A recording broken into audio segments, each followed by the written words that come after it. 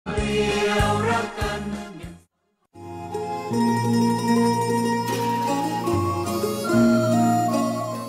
นานการยางเปิ่นมีสวัสดิการอันหยังให้เกษตรกรสวนยางบ้านเฮาของเจ้า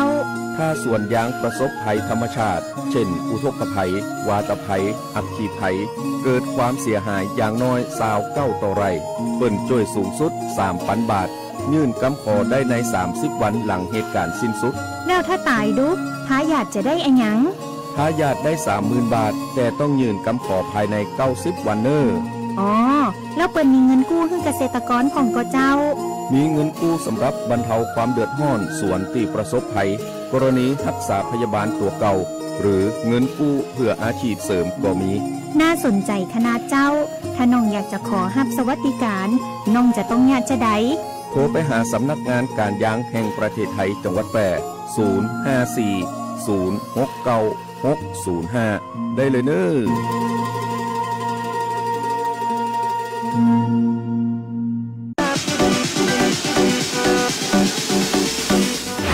จังหวัดแพร่ขอเชิญเที่ยวงานมหกรรมของดีจังหวัดแพร่และงานกาชาดประจำปี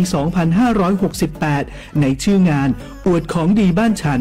ระหว่างวันที่ 1-10 ธันวาคม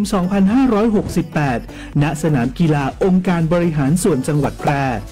ภายในงานพบกับนิทรรศการผลงานจากทุกภาคส่วนการออกร้านของดีเมืองแพร่การออกสลากกาชาดการกุศลพร้อมชมความงดงามของงานสีสันสวนสวยเมืองแพร่ Colorful Garden in แพร่ 2025 และงานมหกรรมไฟล้านดวงไฮไลท์สำคัญการประกวดนางสาวแพร่ตำนานความงามที่หวนคืนเวทีอีกครั้งอย่างยิ่งใหญ่เชิญร่วมสัมผัสเสน่ห์เมืองแพร่ในมิติใหม่ตลอด10วัน10คืนแห่งความสุขในงานมหกรรมของดีจังหวัดแพร่และงานกาชาดประจำปี 2568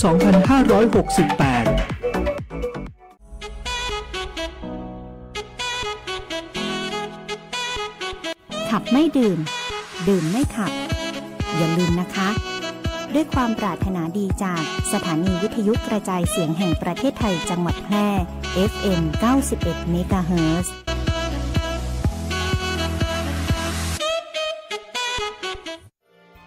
ข้าพเจ้านางสาวนภัสวรรณนันตาหนูนักวิชาการเกษตรปฏิบัติการศูนย์เมล็ดพันธุ์ข้าวแพร่ขอแสดงความอาลัยแด่พระทันปีหลวงด้วยความสำนึกในพระมหากรุณาธิคุณเป็นล้นพ้นพระองค์ทรงอุทิศพระวรกายเพื่อความเจริญมั่นคงของชาติศาสนาและประชาชนชาวไทยข้าพเจ้าจะขอปฏิบัติหน้าที่ด้วยความซื่อสัตย์โปร่งใสและเที่ยงธรรมเพื่อเทิดพระเกียรติและรำลึกถึงพระองค์ท่านตลอดไปค่ะสถิตในดวงใจตราบนิจนิรันดร์น้อมศิรกรานต์กราบแทบพระยุคลบาทน้อมสำนึกในพระมหากรุณาธิคุณเป็นล้นพ้นอันหาที่สุดมิได้ข้าพระพุทธเจ้านายนพรัตน์วัชรขจรกุลนายแพทย์สาธารณสุขจังหวัดแพร่และผู้บริหารข้าราชการพนักงานราชการเจ้าหน้าที่สำนักงานสาธารณสุขจังหวัดแพร่ปลายขอบฟ้าก้มกราบอำลาด้วยน้ำตาอาลัยวิทยุแห่งประเทศไทยจังหวัดแพร่91 เมกะเฮิรตซ์ให้ความรู้คู่ความสุข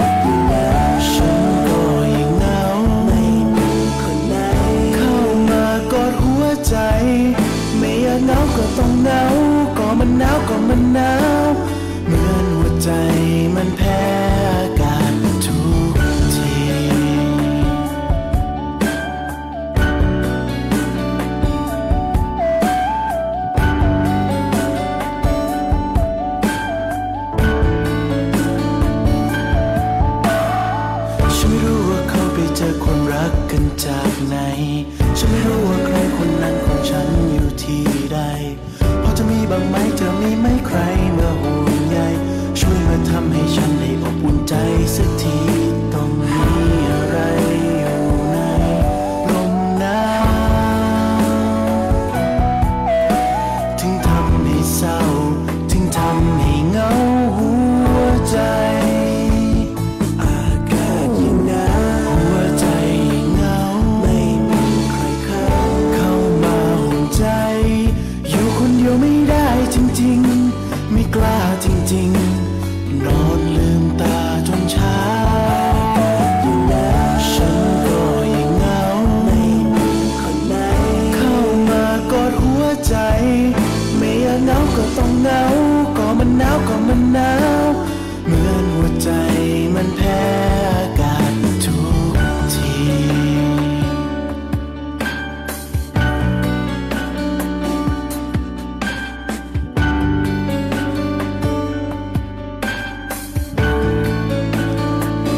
อากาศยิ่งหนาวหัวใจยิ่งเหงาไม่มีใครเข้ามาห่วงใจอยู่คนเดียวไม่ได้จริงๆไม่กล้าจริงๆนอนลืมตาจนเช้าฉันก็เข้ามากอดหัวใจไม่อยากเหงาก็ต้องเหงาก็มันหนาวก็มันหนาวเหมือนหัวใจมันแพ้อากาศทุกที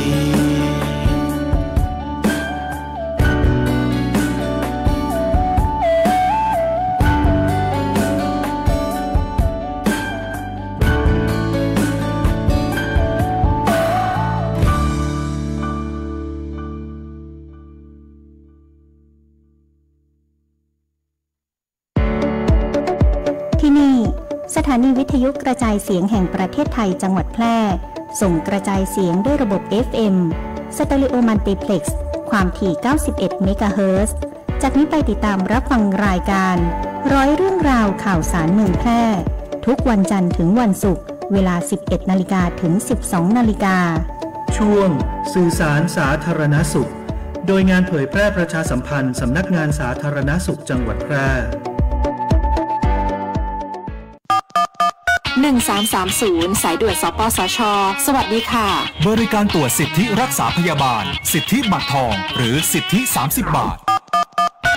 1330 สายด่วนสปสช.ยินดีให้บริการค่ะบริการข้อมูลให้คำปรึกษาด้านหลักประกันสุขภาพ1330สายด่วนสปสช.รับเรื่องร้องทุกข์ตอบข้อสงสัยคลี่คลายปัญหาโดยสำนักงานหลักประกันสุขภาพแห่งชาติหรือสปสช.สวัสดีค่ะคุณผู้ฟังต้อนรับเข้าสู่ช่วงของรายการร้อยเรื่องราวข่าวสารเมืองแพร่สื่อสารสาธารณสุขนะคะโดยงานเผยแพร่ประชาสัมพันธ์สำนักงานสาธารณสุขจังหวัดแพร่ค่ะอยู่เป็นเพื่อนคุณผู้ฟัง1ชั่วโมงตรงนี้นะคะ 11:05 น.ไปจนถึง 12:00 น.เป็นประจำในทุกวันศุกร์ค่ะพบกันหน้าปัดวิทยุ FM 91 เมกะเฮิรตซ์วิทยุออนไลน์รวมไปถึงทางหน้าเพจ Facebook Live กันด้วยนะคะอยู่ด้วยกันก็วันนี้เนาะอากาศเย็นกว่าเมื่อวานอีกนะคุณผู้ฟังก็ได้เห็นหลายๆพื้นที่นะคะเช้านี้นะถ้าใครเข้า Facebook นะก็จะเห็นเพื่อนๆใน Facebook ของเราเนี่ยเช็คอินกันละนะใครอยู่ที่ไหนนะอุณหภูมิเท่าไหร่นะคะที่สูงเม่นเนาะประมาณ 12-13 นะคะในเช้านี้นะคะที่เวียงสาน่านนะคะเชียงกลางนะเชียงกลางน่านนะ8 องศานะในเช้านี้นะคะแล้วก็คาดว่าบริเวณยอดดอยเนาะก็อาจจะมีอุณหภูมิที่ต่ำกว่านี้นะคะขอให้ทุกท่านรักษาสุขภาพกันด้วยนะวันนี้ในแต่ละพื้นที่นะคะก็อากาศเย็นเนาะในภาคเหนือของเรานะคะใครที่วางแผนเดินทางท่องเที่ยวนะคะก็ขอให้ระมัดระวังในเรื่องของการใช้รถใช้ถนนแล้วก็เช้านี้นะคะมีหมอกลงเยอะด้วยนะคะคุณผู้ฟังก็ใบหน้าเปียกชุ่มได้นะในเช้านี้นะคะเพราะว่าไอหมอกนะคะลงจัดเลยนะเช้านี้นะคะ ก็ห่วงใยสุขภาพของคุณผู้ฟังทุกท่านทุกคนนะคะ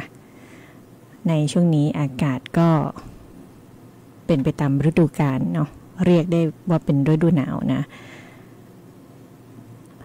ก็จะมีผลกระทบในเรื่องของภัยหนาวนะคะคุณผู้ฟังประชาชนที่อาจจะไม่ชอบอากาศหนาวนะคะอาจจะรู้สึกว่าอุ๊ยทำไมมันหนาวอย่างนี้ไม่อยากทำอะไรเลยนะคะก็ใส่เสื้อผ้าหนาๆนะคะเพื่อให้ร่างกายอบอุ่นเนาะแล้วก็ใครที่ผิงไฟนะคะก็ระวังฟืนไฟด้วยนะคะช่วงนี้ไม่เพียงแต่อากาศหนาวนะคะมีลมแรงด้วยนะคะก็ทำให้สะเก็ดไฟนะคะอาจจะไปโดนใบไม้แห้งนะอากาศแห้งแล้งนะคะก็อาจจะทำให้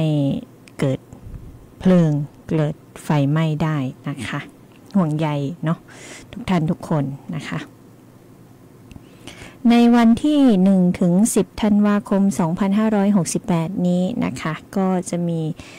งานเนาะมหกรรมของดีเมืองแพร่และงานกาชาติประจำปี2568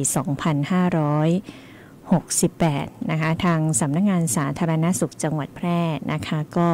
เชิญชวนทุกท่านทุกคนเนาะเที่ยวงานมหกรรมของดีเมืองแพร่แล้วก็งานกาชาติประจำปี2568ของจังหวัดแพร่กันด้วยนะคะก็มีทั้งส่วนราชการหน่วยงานอำเภอสถานศึกษาภาคเอกชนกลุ่มกิจกรรมต่างๆเนาะก็ไปออกบูธนิทรรศการออกบูธจัดกิจกรรมตลอด10คืนนี้นะคะ1ถึง10ธันวาคมเนาะจัดกันที่สนามกีฬาองค์การบริหารส่วนจังหวัดแพร่นะคะก็อยากจะให้งานออกมาเนาะเหมือนกับในยุคสมัยก่อนนะคะงานมหกรรมของดีจังหวัดแพร่และงานกาชาติประจำปี2568ค่ะคุณฟังมีขึ้น1ถึง10ธันวาคม2568ที่สนามกีฬาองค์การบริหารส่วนจังหวัดแพร่นะคะในส่วนของสำนักงานสาธารณสุขจังหวัดแพร่นะคะก็จะนำกิจกรรมออกไปให้บริการประชาชนนะคะหน่วยงานของกระทรวงสาธารณสุขก็จะมีสุขภาพดีที่เมืองแพร่นะคะโดยในวันที่1จะเป็นการ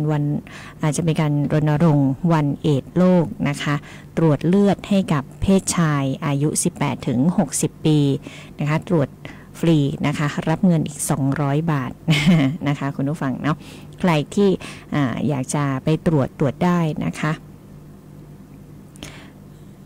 คนไม่เป็นก็ตรวจได้นะคะคุณผู้ฟังแต่เราก็อาจจะไม่รู้ว่าเราเป็นไม่เป็นอย่างนี้นะคะแต่ว่าไปตรวจได้นะคะหากว่าตรวจเลือดออกมาแล้วนะอาจจะมีผลเป็นอย่างอื่นนะคะอันนี้ก็ต้องปรึกษากับทางแพทย์นะคะหรือว่าแพทย์พยาบาลนะเขาก็จะแจ้งให้เราได้รับทราบนะคะบางท่านอาจจะมีปัญหาในเรื่องของสุขภาพแบบนี้นะคะไม่ใช่ว่ากลัวเขาว่าจะเป็นอย่างนี้นะคุณผู้ฟังก็ไม่กล้าไปตรวจนะบางท่านเนาะใช้ชีวิตสุ่มเสี่ยงต่อการเกิดโรคภัยนะคะก็อาจจะต้องไปรับการตรวจนะคะเพื่อความปลอดภัยของตัวท่านเองนะคะวันที่2นะคะสำนักงานสาธารณสุขจังหวัดแพร่นะคะก็จะยกระดับคนแพร่สุขภาพดีวิเคราะห์ร่างกายรู้เท่าทันมะเร็งนะคะอันนี้วันที่2เนาะวันที่3นะคะก็จะมีการแสดงดนตรีในสวนสาธิตการส่งเสริมสุขภาพทุกช่วงวัยนะคะวันที่4มุ่งสู้ฝุ่น PM 2.5 และการคัดแยกขยะค่ะวันที่5ก็จะเป็นวันหวานพอดีณแป้นะคะวัดค่าน้ำตาลพิกัดร้านกาแฟอ่อนหวานจังหวัดแพร่นะคะวันที่6ก็จะเป็นการแสดงผลิตภัณฑ์สุขภาพการขออย.การตรวจสารปนเปื้อนในอาหารนะคะใครที่สนใจเนาะวันที่7นะคะขยับกายสบายชีวีนับขาบกำหนดเมนูอาหารยืดเหยียดร่างกายนะอันนี้ใครที่สนใจนะอยากจะไปนับขาบเมนูอาหารนะคะก็ไปปรึกษาทีมงานนะคะปรึกษาแพทย์พยาบาลที่ประจำบูธอยู่ได้นะคะ วันที่8จะเป็นปิงปอง7สี CPR ช่วยชีวิตนะคะวันที่9ก็จะเป็นศูนย์ป้องกันโรคไม่ติดต่อในชุมชนคือการคัดกรองสุขภาพปรับเปลี่ยนพฤติกรรมนะวันที่10ก็ตระหนักรู้สุขภาพกายใจนะคะแล้วนะคะกิจกรรมในบูธบนเวทีก็จะมีของรางวัลแจกในทุกวันนะคะ 1-10 ธันวาคม 2568 สุขภาพดีด้วยภูมิปัญญาไทยเนาะก็จะมีบริการฝังเข็มนะพอกเข่าสุมยาน้ำสมุนไพรชะลอวัยนะมีทุกวันนะ 1-10 นะคะนี่พิเศษเนาะคุณผู้ฟังใครที่ปวดเมื่อยร่างกายหรือมีปัญหาสุขภาพนะคะไปปรึกษากันได้นะคะกับบูธหน่วยงานกระทรวงสาธารณสุขสุขภาพดีที่เมืองแพร่ในงานมหกรรมของดีจังหวัดแพร่และงานกาชาดประจำปี 2568 ตลอด10 วัน 10 คืนนี้เลยนะคุณผู้ฟังเนาะก็ไปเที่ยวกันได้นะคะก็เป็นความห่วงใยนะคะของนายแพทย์นพรัตน์วัชระขจรกุลนายแพทย์สาธารณสุขจังหวัดแพร่นะคะที่จะนำงานบริการสาธารณสุขด้านต่างๆไปให้บริการประชาชนที่มาเที่ยวงานนะคะก็ใครเดินไปเดินมาเที่ยวไปเที่ยวมาอาจจะปวดเมื่อยร่างกายนะคะอาจจะแวะที่บูธสำนักงานสาธารณสุขได้นะคะก็ไปขอคำแนะนำเรื่องของสุขภาพกันด้วยนะคะนอกจากนี้เนาะทางด้านของสำนักงานวัฒนธรรมจังหวัดแพร่สภาวัฒนธรรมจังหวัดแพร่นะคะก็ยังมีกิจกรรม1ความดีล้านความรักภูมิใจพักพระพันปีหลวงนะคะนิทรรศการชุดไทยพระราชนิยมกิจกรรมประดิษฐ์ริบบิ้นไว้อาลัยนะคะมีงานหัตถศิลป์ของแผ่นดินถ่ายทอดภูมิปัญญาสร้างคุณค่าทางวัฒนธรรมนะเครือข่ายสภาวัฒนธรรมอำเภอทั้ง8อำเภอมีชิมช็อปนะคะชมการสาธิตอาหารพื้นบ้านเมืองแพร่นะคะกิจกรรมบำบัดทุกข์บำรุงสุขในงานในสังกัดของกระทรวงมหาดไทยจังหวัดแพร่นะคะก็จะมีนิทรรศการเฉลิมพระเกียรติคลินิกที่ดินปันสุขเพื่อสังคมนิทรรศการให้ความรู้ด้านที่ดินกับประชาชนสาธิตการใช้อุปกรณ์ในการป้องกันบรรเทาสาธารณภัยตอบปัญหาสาธารณภัยให้ความรู้ด้านการผลิตน้ำประปาให้ความรู้เกี่ยวกับการติดตั้งประปาการซ่อมประปานะคะประชาสัมพันธ์การชำระค่าน้ำผ่านบริการออนไลน์ให้ความรู้เกี่ยวกับการใช้น้ำประหยัดรู้คุณค่านะคะ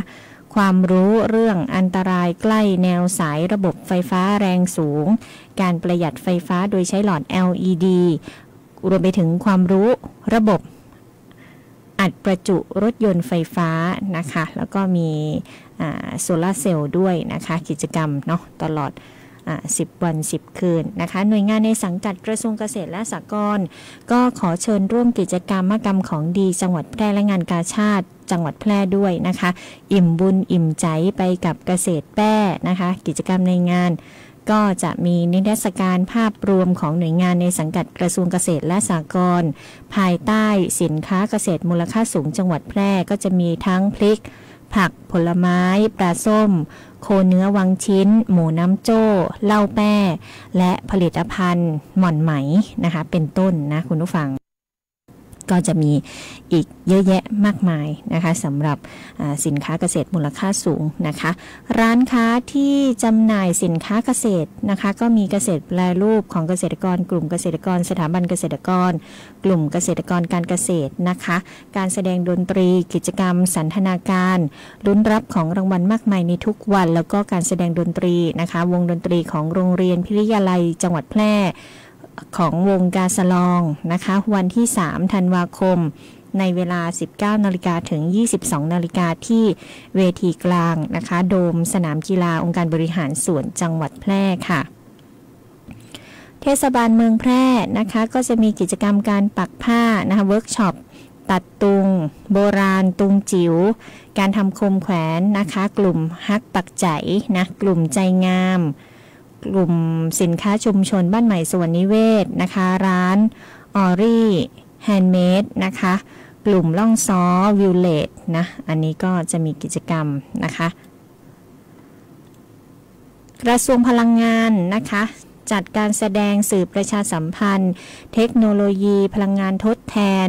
สื่อประชาสัมพันธ์การลดใช้พลังงานนะคะพลังงานอนุรักษ์ระบบสูบน้ำพลังงานแสงอาทิตย์แบบเคลื่อนที่สำหรับเกษตรกรเตาซูเปอร์อังโลสำหรับครัวเรือนนะคะเตาถ่านไร้ควันไบโอชานะคะน้ำมันเชื้อเพลิงตัวอย่างที่ใช้ในชีวิตประจำวันแล้วก็การสังเกตน้ำมันที่เกิดจากการเติมน้ำมันผสมชนิดกันนะคะภายในงานก็มีการสาธิตการใช้เทคโนโลยีพลังงานต่างๆนะคะการส่งเสริมเทคโนโลยีพลังงานกำกับดูแลกิจการพลังงานนะคะกระทรวงการคลังนะคะก็มีการออกบูธสร้างวินัยการออมกอช.นะคะแก้ปัญหาหนี้นอกระบบโครงการคนละครึ่งพลัดนะอันนี้ใครสนใจนะคะอยากจะแก้หนี้นอกระบบอยากจะเข้าร่วมโครงการคนละครึ่งพลัดนะสำหรับผู้ประกอบการนะคะก็ไปได้นะคะเรื่องของภาษีกฎหมายของกรมสรรพสามิตนะคะการจำหน่ายเหรียญกระสาบที่ระลึกเหรียญที่ระลึกรู้เรื่องประกันภัยผลิตยาสูบอย่างยั่งยืนธกส.ธนาคารเพื่อพัฒนาชนบทนะคะตำนานธนาคารออมสินนะคะทอส.ทำให้คนไทยมีบ้านนะคะส่งเสริมการพัฒนาสนับสนุนเงินทุนให้กับผู้ประกอบการ SME เนาะแล้วก็จะมีหลากหลายงานนะคะในนั้นนะคุณผู้ฟังที่อาจจะอยากจะได้อารมณ์แบบเหมือนจังหวัดเคลื่อนที่นะคะเดี๋ยวมีบูธหน่วยงานราชการนะคะออกมาเจอกันที่งานมหกรรมของดีจังหวัดแพร่และงานกาชาดประจำปี 2568 นะประชาชนที่มาท่องเที่ยวสามารถมาสอบถามได้ทุกบูธเลยนะคะม.แม่โจ้แพร่เฉลิมพระเกียรติก็จะมีนิทรรศการนะคะเรื่องของเกษตรอินทรีย์การพัฒนาปศุสัตว์นะคะส่งเสริมพระราชดำริศูนย์สมุนไพรนะคะนวัตกรรมแล้วก็การตรวจวิเคราะห์เกี่ยวกับเกษตรนะคะการจัดการก๊าซเรือนกระจกวิชาการและพัฒนาผลิตภัณฑ์อาหารนะคุณฟังแล้วก็กิจกรรมเวิร์กช็อปต่างๆนะที่นักเรียนนักศึกษานะคะแล้วก็คณะครูบาอาจารย์ก็จะมาให้ความรู้นะคะในบูธของม.แม่โจ้แพร่นะคะสำนักงานอุตสาหกรรมจังหวัดแพร่นะก็มีนิทรรศการต้นแบบผลิตภัณฑ์ผ้าพื้นเมืองแพร่นะคะไม้สักแพร่นิทรรศการเกี่ยวกับแร่โรงงานนะคะมาตรฐานมอก.กองทุนพัฒนา SME ตามแนวประชารัฐนะการจำหน่ายผลิตภัณฑ์โดยผู้ประกอบการที่ผ่านการเข้าร่วมโครงการและภายใต้กระทรวงอุตสาหกรรมนะคะทางด้านของกระทรวงแรงงานนะคะจะสร้างโอกาสให้กับแรงงานไทยเนาะใครที่อยากจะหางานทำอยากจะฝึกฝนอาชีพอยากจะเสริมทักษะนะคะมาติดต่อสอบถามได้ที่บูธของกระทรวงแรงงานนะคะกิจกรรมแรงงานพาเพลินอาชีพมหาสนุกหมุนวงล้อเส้นทางอาชีพบิงโกอาชีพในฝันนะคะเพิ่มทักษะสู่เท่าแก่น้อย100 ล้านกิจกรรมอาชีพอิสระสร้างรายได้นะคะกิจกรรมสปส.มอบสุขนะคะสำนักงานสวัสดิการคุ้มครองแรงงานจังหวัดจัดหางานจังหวัดพัฒนาฝีมือแรงงานจังหวัดแล้วก็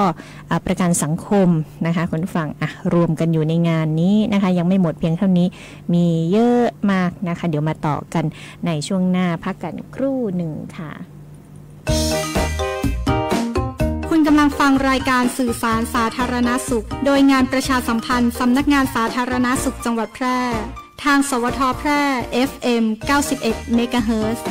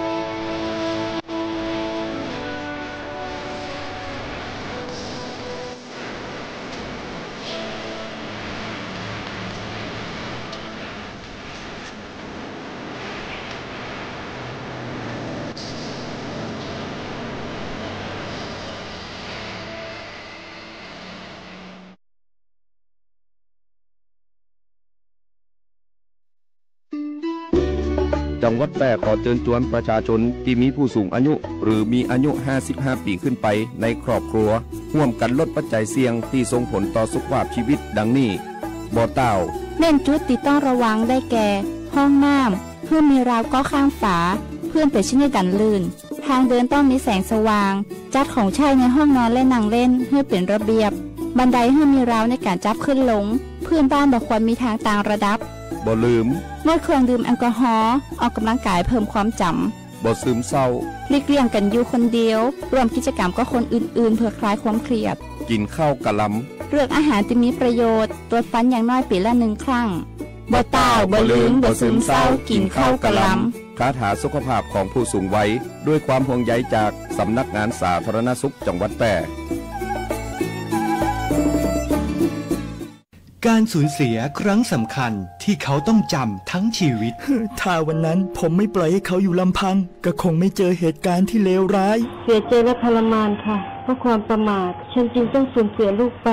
จะดีแค่ไหนถ้าวันนี้คุณเริ่มใส่ใจทุกวันนี้ต้องดูแลลูกตลอดไม่ให้ใกล้แหล่งน้ำเลยครับสอนให้เขารู้จัก3 ก.ค่ะอย่าใกล้อย่าเก็บอย่าก้มและจะดีไม่น้อยถ้าชุมชนร่วมมือผมเนี่ยเป็นผู้ใหญ่บ้านครับเรื่องเด็กจมน้ำไม่มีแน่นอนเพราะผมและลูกบ้านเนี่ยเฝ้าระวังและเตือนภัยในชุมชนอยู่เสมอ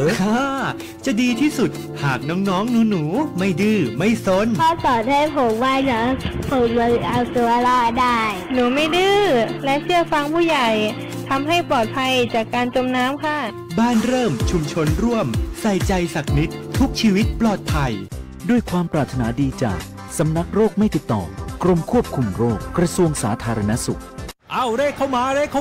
ขดังเลขเด็ดเลขไหนก็ไม่ให้โชคเท่าเลขนี้เลขอะไรคะเลขบัตรประชาชน13 หลักไงยืนยันว่าเราเป็นคนไทยและมีสิทธิ์หลักประกันสุขภาพครับคนไทยทุกคนที่มีเลขประจำตัวประชาชน13 หลักที่ไม่มีสิทธิ์ในการรักษาพยาบาลตามกฎหมายประกันสังคมไม่มีสิทธิสวัสดิการรักษาพยาบาลของข้าราชการพนักงานรัฐวิสาหกิจหรือสวัสดิการรักษาพยาบาลอย่างอื่นที่รัฐจัดให้ทุกคนจะเป็นผู้มีสิทธิ์หลักประกันสุขภาพสอบถามรายละเอียดได้ที่สายด่วนสปสช1330Let's go จังหวัดแพร่ขอเชิญแอลงานมหกรรมของดีจังหวัดแพร่และงานกาชาติประจำปี 2568 ภายใต้ชื่องานอวดของดีบ้านฉันระหว่างวันที่ 1 ถึง 10 ธันวาคม 2568 ณ สนามกีฬาองค์การบริหารส่วนจังหวัดแพร่อำเภอเมืองแพร่ภายในงานพบกับนิทรรศการผลงานจากทุกภาคส่วนการออกร้านของดีเมืองแพร่และกิจกรรมการออกสลากกาชาติการกุศลชมความงดงามของงานสีสันสวนสวยเมืองแพร่Colorful Garden in แพร่ 2025 และงานมหกรรมไฟล้านดวงต้อมการประกวดนางสาวแพร่ตีหวนคืนแห่งตั้งอย่างยิ่งใหญ่เจิญความสัมพัทธ์เสน่ห์เมืองแพร่ในมิติใหม่ตลอด10 วัน 10 คืนแห่งความสุขเจ้า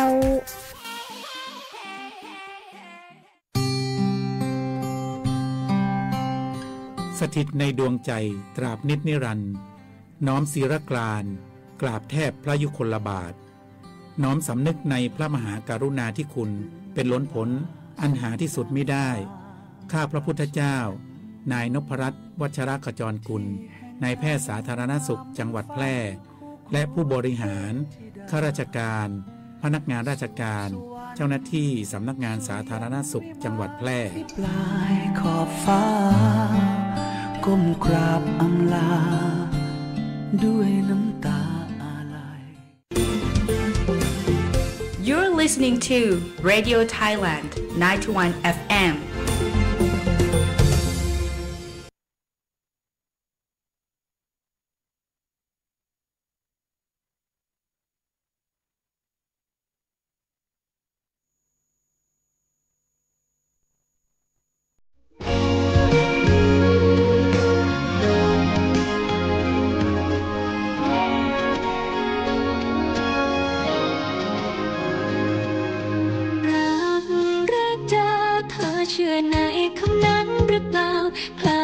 ใจของเราผูกพันกำหนดให้มาพบเจอใหญ่ใจดวงนี้มันโดนลิขิตไม่ต้องไปคิดรึกร้องมากมายสบตาคู่นี้รู้สึกเช่นไรก็เป็นเช่นนั้นความรักฉันเป็นดังดอกไม้งามเติบโตผลิบานได้ทุกฤดูแค่มีเพียงเธอก็พอใจฉันเฝ้ารอแต่เธอทุกคราเฝ้ารอเธอมาแสนนานช่วยมาเติมรักให้พ้นคำสาปร้ายเพียงสบตาเท่านั้นดวงใจของฉันสักครั้งผลิบานทั้งใจละอองความรักเลยเป็นแก่สอนห้องฝุ่นโอบกอดรอบกายวอนพระจันทร์ช่วยบอกทีอาการแบบนี้เรียกรักใช่ไหมให้เธอมั่นใจว่ารักจริงใช่แค่เพลอ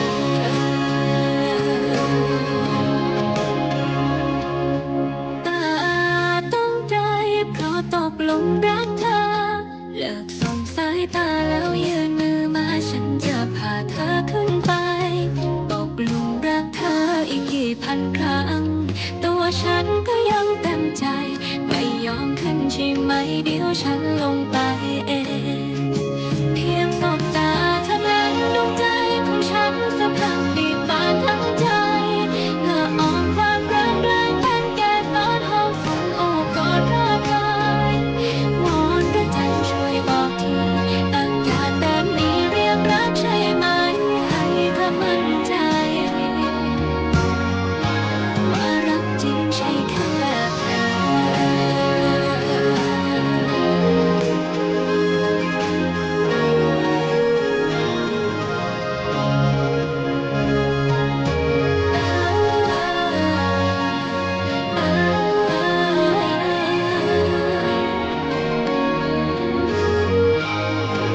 เพียงสบตาเท่านั้นดวงใจของฉันสักครั้งผลิบานทั้งใจละอองความรักเลยเป็นแก่สอนห้องฝุ่นโอบกอดรอบกายวอนพระจันทร์ช่วยบอกทีอาการแบบนี้เรียกรักใช่ไหมให้เธอมั่นใจโอ้อยากให้ลองฟังเสียงใจพันค่อยร้อยพันนาเรียกหาเธอแค่เพียงแรกเจอดวงใจของฉันว่าฝันล่องลอยไปแสนไกลวอนพระจันทร์ช่วยบอกทีอาการแบบนี้เรียกรักใช่ไหมให้เธอมั่นใจ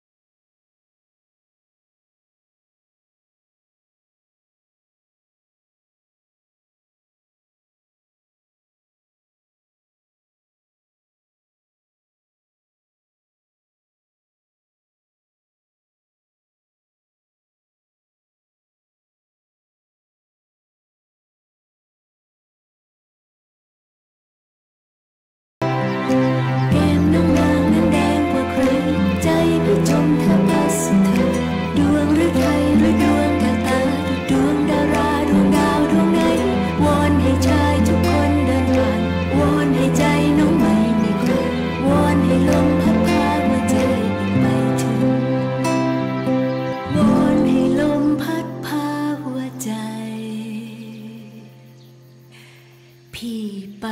ถึงผลงานเพลงเพราะๆนะคะจากรายการร้อยเรื่องราวข่าวสารเมืองแพร่ในช่วงสื่อสารสาธารณสุขโดยงานเผยแพร่ประชาสัมพันธ์สำนักงานสาธารณสุขจังหวัดแพร่นะคะเมื่อสักครู่ประชาสัมพันธ์ค้างไว้นะคะก็ยังคงมีหน่วยงานในสังกัดกระทรวงยุติธรรมนะคะไม่ว่าจะเป็นยุติธรรมจังหวัดแพร่เรือนจำจังหวัดแพร่สำนักงานคุมประพฤติจังหวัดแพร่สำนักงานบังคับคดีจังหวัดแพร่สถานพินิจคุ้มครองเด็กและเยาวชนจังหวัดแพร่นะคะที่จะไป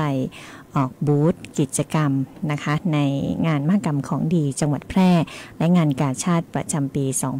2568 เนาะการจำหน่ายผลิตภัณฑ์ราชทัณฑ์เรือนจำจังหวัดแพร่การจำหน่ายเครื่องดื่มบริการนวดเพื่อสุขภาพโดยผู้ต้องราชทัณฑ์นะคะแล้วก็มีการแสดงผลงานชมรมอาสาคุมประพฤติจังหวัดแพร่ชมรม To Be Number One นะคะคลินิกให้คำปรึกษาเด็กครอบครัวอบอุ่นให้คำปรึกษาด้านกฎหมายการบังคับคดีต่างๆแล้วก็มีเล่นเกมแจกของรางวัลกันด้วยนะคะสำนักงานอาชีวศึกษาจังหวัดแพร่นะคะก็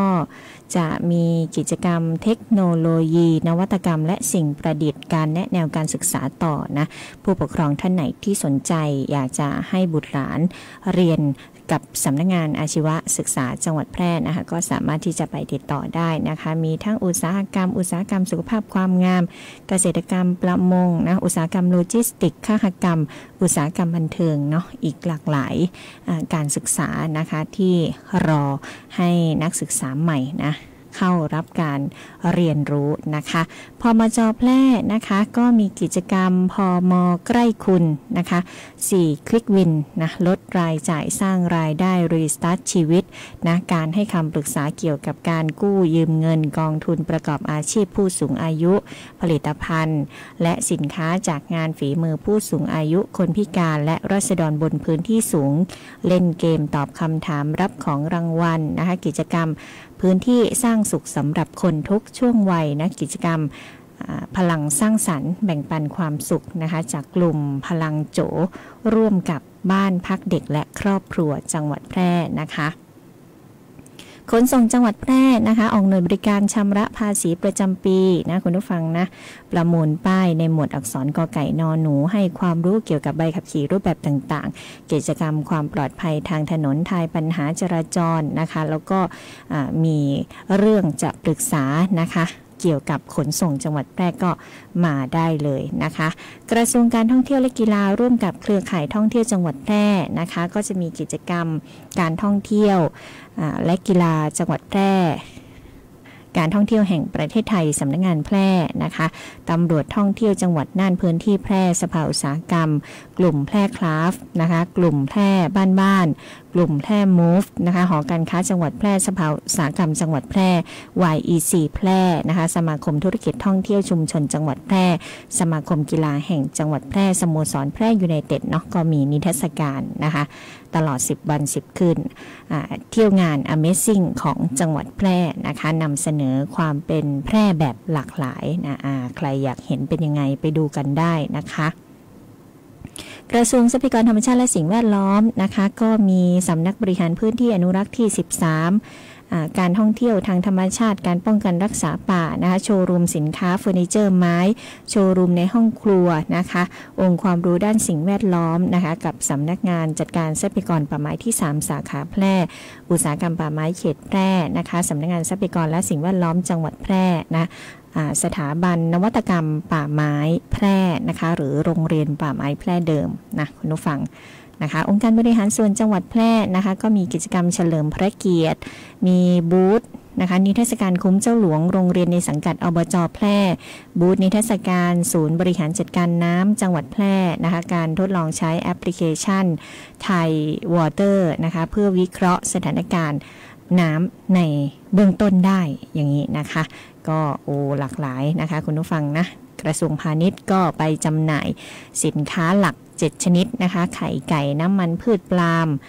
น้ำมันพืชองุ่นน้ำตาลทรายข้าวสารบะหมี่กึ่งสำเร็จรูปปลากระป๋องนะคะแล้วก็สินค้า SDG จังหวัดแพร่นะคะหลากหลายนะคุณฟังในงานนะคะบูธเยอะแยะมากมายเลยนะคะแล้วก็ที่ทำการปกครองอำเภอต่างๆนะคะทั้งหมดของจังหวัดแพร่ก็จะรวมกันอยู่ในงานนี้เนาะใครอยู่ที่ไหนนะคะก็เชิญชวนนะคะจังหวัดใกล้เคียงด้วยนะคะแล้วก็ประชาชนในพื้นที่จังหวัดแพร่ด้วยมาเที่ยวงานเนาะกระตุ้นเศรษฐกิจการท่องเที่ยวนะคะแล้วก็มีการแสดงคอนเสิร์ตเนาะมีเครื่องเล่นมีไฟล้านดวงนะคะมีมหกรรมงานดอกไม้ในสวนอะไรต่างๆนะคุณผู้ฟังเยอะแยะมากมายนะคะก็มาเที่ยวกันได้ 1-10 ธันวาคมนี้นะคะช่วยกันท่องเที่ยวให้จังหวัดแพร่เป็นที่รู้จักนะคะแล้วก็มาเที่ยวงานกาชาติแบบย้อนวันๆด้วยนะคะคุณผู้ฟังเอาละค่ะวันนี้ก็ต้องขอบคุณแฟนรายการทุกท่านทุกคนนะขอบคุณพี่สุรีรัตน์พี่กาญจนานะคะที่ทักทายกันเข้ามาทางหน้าเพจ Facebook Live แล้วก็คุณผู้ฟังที่ติดตามผ่านทางหน้าปัดวิทยุ FM 91 MHz กันด้วยนะคะวันนี้ก็นำรายการลาคุณผู้ฟังไปก่อนส่งท้ายผลงานเพลงเพราะๆแล้วก็กลับมาพบเจอกันได้ใหม่ในครั้งต่อไปค่ะสวัสดีค่ะให้เลือด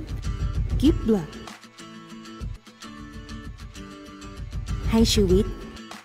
Give Life ให้เลือดให้ชีวิต Give Blood Give Life